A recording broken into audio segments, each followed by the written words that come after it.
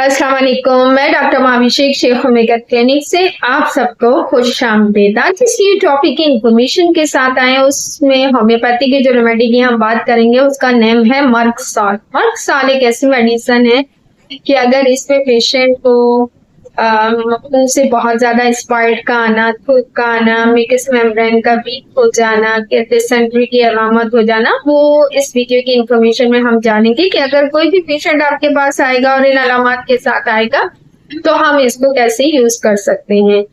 Sheikh homeo care channel को subscribe नहीं करो तो सब्सक्राइब कीजिए, लाइक कीजिए, इन्फॉर्मेशन को शेयर कीजिए। स्टार्ट लेते हैं अपनी वीडियो का कि अगर मर्क साल का आपके पास पेशेंट आता है तो ये वो पेशेंट होंगे जिनको असाबी कमजोरी होगी, नर्वस वीकनेस होगी। इनको क्या होगा कि इनके नर्वस वीकनेस होने की वजह से इनको मुंह से राल का बहुत ज्यादा आना, अब ये बच्चे भी हो सकते हैं, ओल्ड एज के लोग भी हो सकते हैं, या कोई ऐसे न्यूरोलॉजिकल कंडीशन के अंदर कोई ऐसे पेशेंट हो जाएंगे जो कि जिनको ऐसी स्पाइट कंटिन्यूसली बहेगा। सेकंड ये कि ये जो पेशेंट होगा इसको पसीना आने की कैफियत बहुत ज्यादा होती है। जब भी एक इंसानी जिस्म की बॉडी में कोई हार्मोनल चेंजेस हो रही होती है, कोई फिजिकल चेंजेस हो रही होती है, तो भी इस किस्म की कैफियत होगी कि पेशेंट को बहुत ज्यादा पसीना आता है। इसके जो पेशेंट के सारे साइन ऑफ सिम्टम्स है वो ये कि रात के टाइम बहुत ज्यादा अलामत इसकी ज्यादा हो जाती है, एकदम से बेचैनी की कैफियत होती है।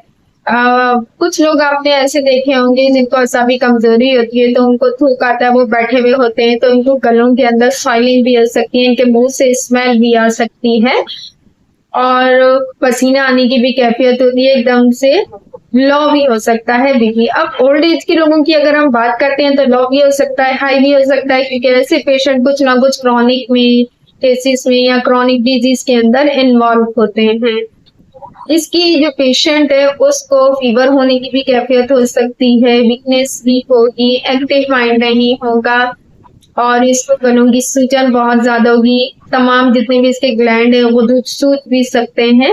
तो ओवरऑल जो हम इसकी बात करेंगे, अगर हम इसको लो पोटेंसी में यूज करेंगे तो इन्फ्लेमेशन वाली कंडीशन हो जाएगी, इसके पेशेंट को यूटीआई की तकलीफ भी हो सकती है, यूरिन में इन्फेक्शन भी हो सकता है, स्मेल भी आ सकती है, डॉट।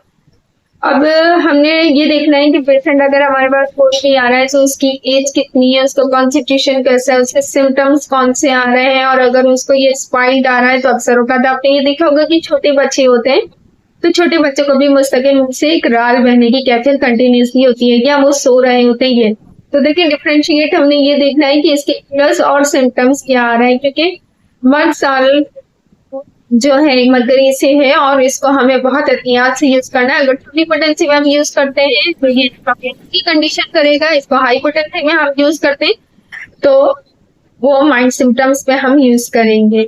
इसी के साथ मैं इजाजत चाहूंगी। इंशाल्लाह next topic, next video, next information के साथ मुलाकात करेंगे। डॉक्टर माभिषेक शेख होमियो केयर क्लिनिक। अल्लाह हाफ़िज़।